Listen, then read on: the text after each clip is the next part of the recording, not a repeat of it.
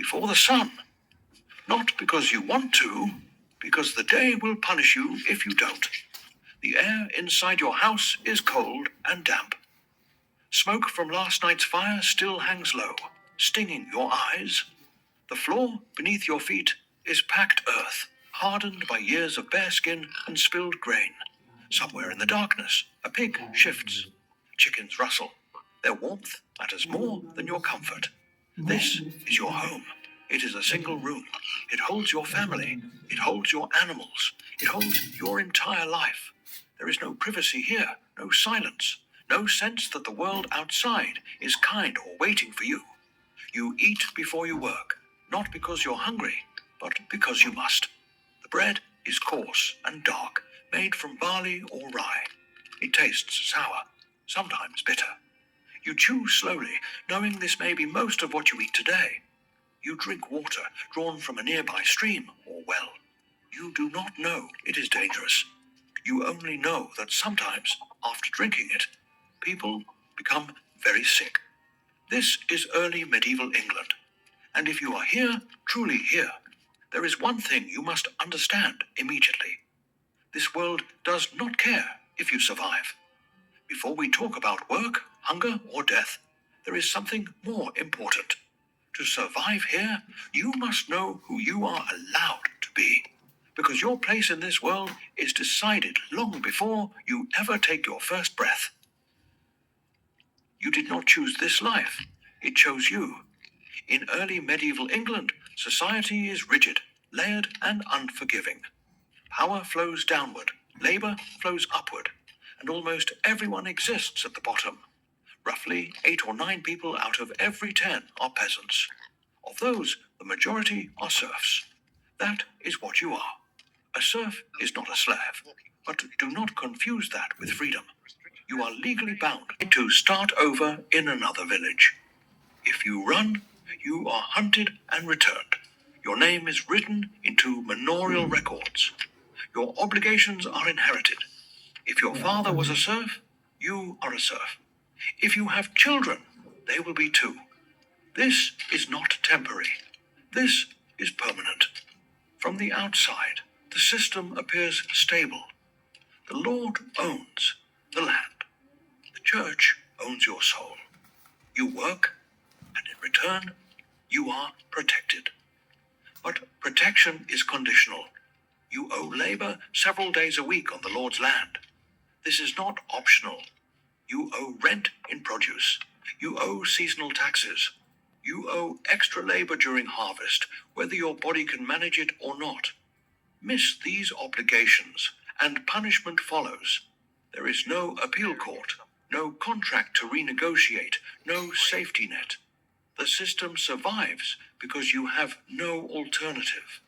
Now that you understand who you are, the next question becomes unavoidable.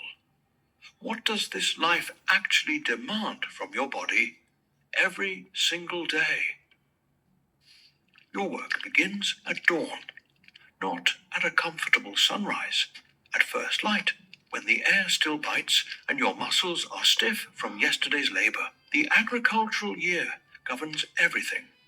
Your calendar is not weeks or months. It is tasks. Plowing in spring, sowing seed, weeding, harvesting in summer, threshing grain, preparing fields again. You work with tools that would feel primitive even to someone a few centuries later. Wooden plows tipped with iron, sickles that dull quickly. No machines, no animals strong enough to replace you. When the weather turns bad, work does not stop. Rain soaks your clothes. Cold cracks your skin. Heat drains your strength. In winter, there is still work. Repairing fences, tending animals, hauling firewood. Your body never fully rests. Injuries heal slowly, if at all. Broken bones often heal wrong. Infections spread. A cut can kill you. Many men in their 30s already walk like old people. We know this from skeletons. Archaeologists, examining early medieval remains, find worn joints, compressed spines, healed fractures, and signs of chronic malnutrition. bodies shaped by work that began in childhood and never stopped. This is not heroic labor. It is survival labor. All of this work has one purpose. Not wealth, not comfort. Just enough food to keep going. But food here is a fragile promise. Your diet is painfully narrow. Most days you eat bread, coarse, dense, and dark. It is made from barley or rye, sometimes mixed with whatever grain was cheapest that year. Alongside it, a thin porridge. Vegetables help if your small garden produces enough. Beans, peas, onions, occasionally cabbage. Meat is rare, not because animals are scarce, but because hunting is forbidden. Forests belong to the nobility. Killing deer or boar without permission is a serious crime. Even gathering fallen wood can bring punishment. If you are caught poaching, the penalty may be fines, mutilation, or worse. So meat is saved for feast days, if your lord allows it, or for moments of desperation that risk everything. You do not starve every day, but hunger is constant. Even in good years, the diet lacks protein and essential nutrients. In bad years, it becomes deadly. One bad harvest can mean famine. 2 in a row can empty villages. No details needed. Everyone understood what that meant. But even if you manage to eat, there is another daily gamble you cannot avoid. You drink water every day, and every day you risk disease. Rivers serve multiple purposes: drinking, washing, dumping waste. Wells are shallow and easily contaminated. Animal waste, human waste, decay. It all seeps into the same sources. There is no understanding of bacteria.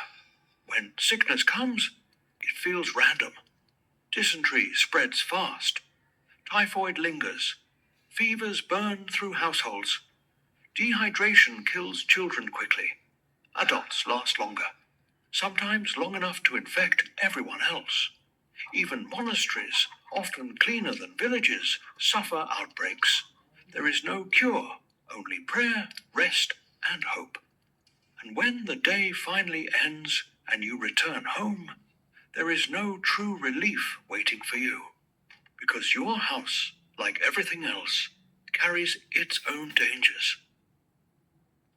Your house is built quickly, cheaply, and close to others.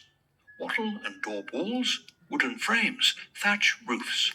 Fires always nearby, and always dangerous.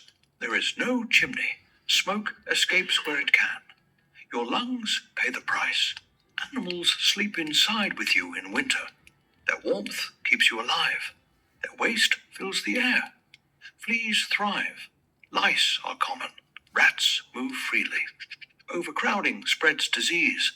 Parasites weaken already tired bodies. Your home protects you from rain and wind. It does not protect you from illness. By now, you may be wondering, how long can anyone live like this? The answer depends on when you are born and whether you survive childhood at all.